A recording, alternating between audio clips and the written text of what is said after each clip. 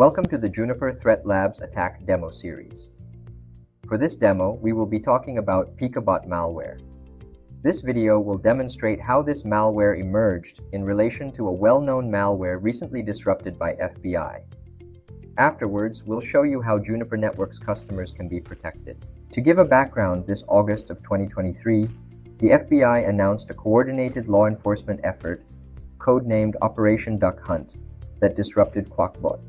The operation involved collaboration between law enforcement agencies from France, Germany, Latvia, Romania, the Netherlands, the UK, and the US. The FBI neutralized this far-reaching criminal supply chain, cutting it off at the knees.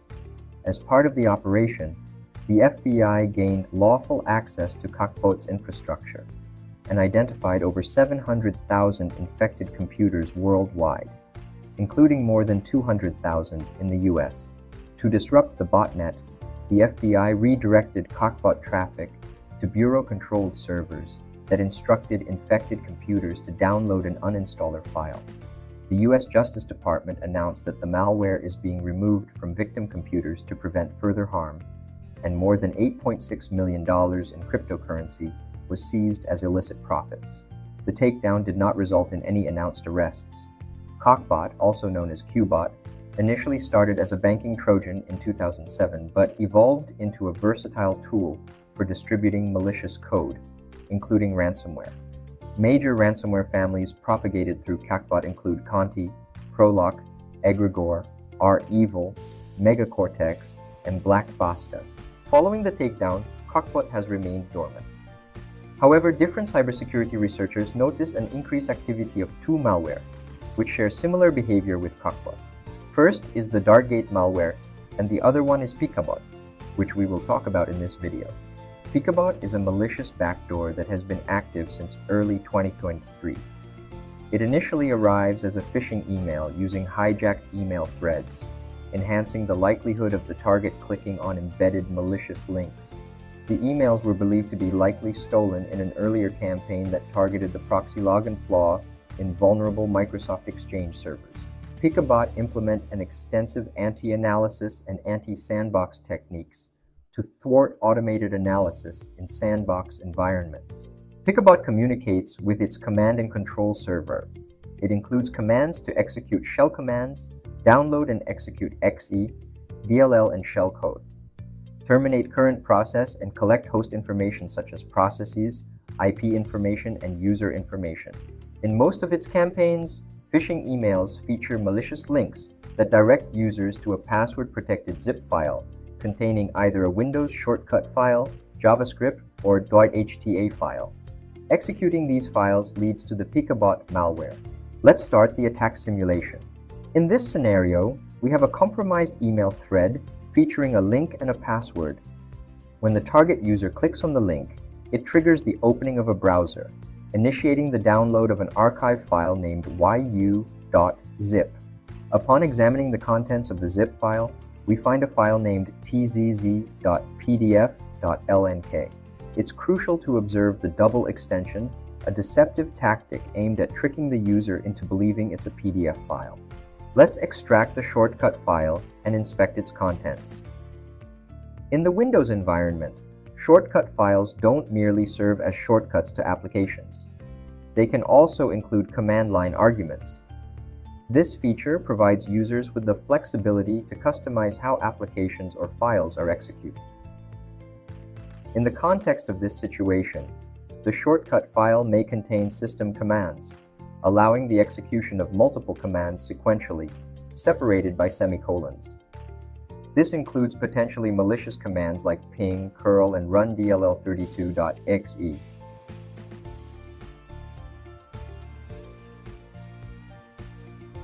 Upon executing the shortcut file, we initiate a process monitor to gain visibility into what is happening in the background. We observe the ping process running, followed by the run dll32.exe process.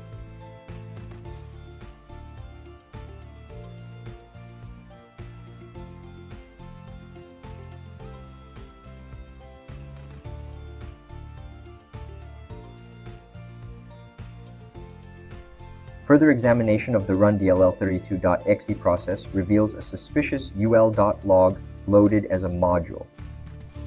This ul.log was downloaded as part of the shortcut file command line. It is, in fact, a DLL file, as we can see its imports and exports. Let's now look and see whether or not this attack works as successfully with a Juniper SRX firewall, enhanced with protection from Juniper's cloud-based advanced anti-malware solution, Juniper ATP. For the demo, Juniper Threat Labs is using the following setup. We have a VSRX pictured in the center. The VSRX is a virtual SRX firewall providing network security protection. Its purpose is to inspect network traffic, and with the assistance of Juniper ATP Cloud, to detect malware. In addition to the virtual firewall and cloud-based protections, we are using Juniper Security Director, which is a centralized management system. It is used to facilitate our configuring and monitoring of the VSRX firewall. And we are using Juniper's Policy Enforcer as well. Juniper's Policy Enforcer enforces security policies on endpoints and ensures they comply with corporate security standards. We also have several Windows workstations, each of which is connected to the VSRX. Finally, we have an Ubuntu server acting as the malware download server. Before we proceed and attempt to simulate this attack with Juniper Connected Security solutions in place providing protection, let's first take a look at the threat prevention policy that we've set up on our security director and applied to the VSRX. To access the policy, we'll navigate to the Configure tab, and then we select Threat Prevention and Policies. As you can see, we already have an existing policy in place. Let's further inspect the protections being enforced by the applied policy.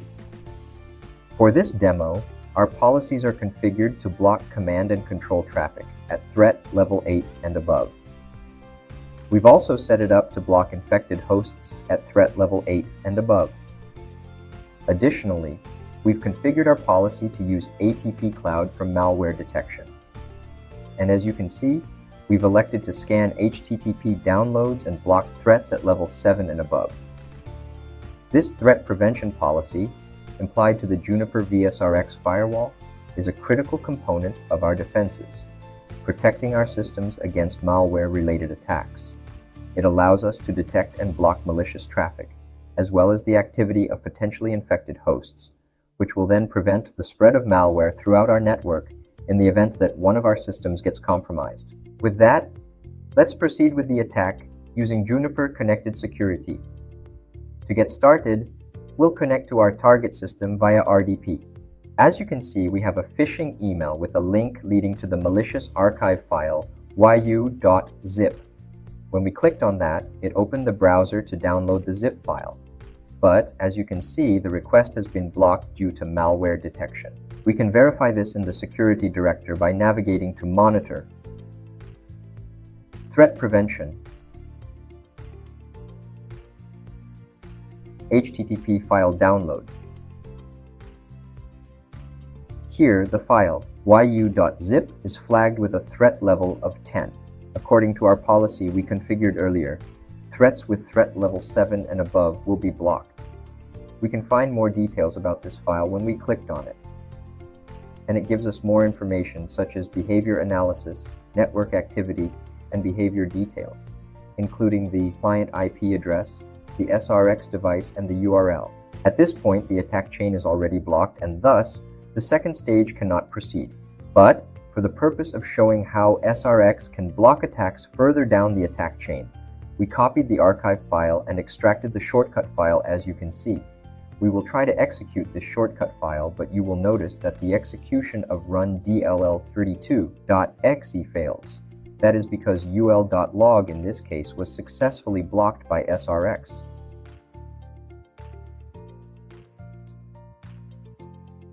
We can verify that once again in the Security Director. Here, we can see that the file with a SHA-256 hash that starts with AEBF is flagged at threat level 10. Similarly, we can also find more information about this malware when we clicked on it.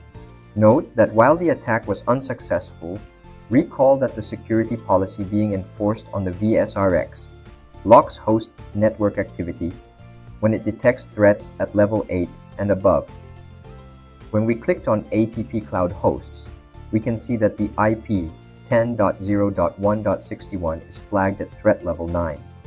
This threat level score is determined by multiple factors, such as malicious activities by that host, including malware downloads and command and control connections. This host, then, is now included in the infected hosts feed.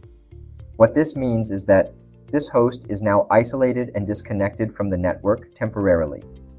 We can confirm that, as we cannot connect via RDP as before.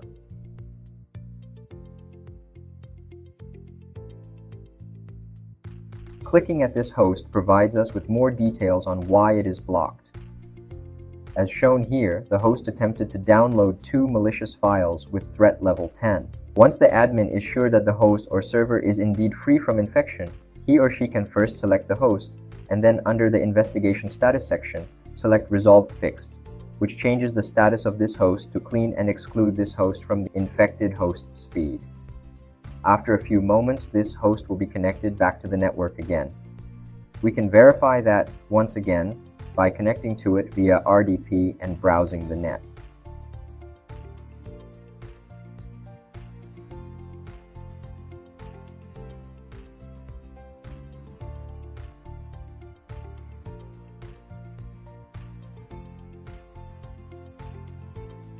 That completes our demo of Pikabot Malware.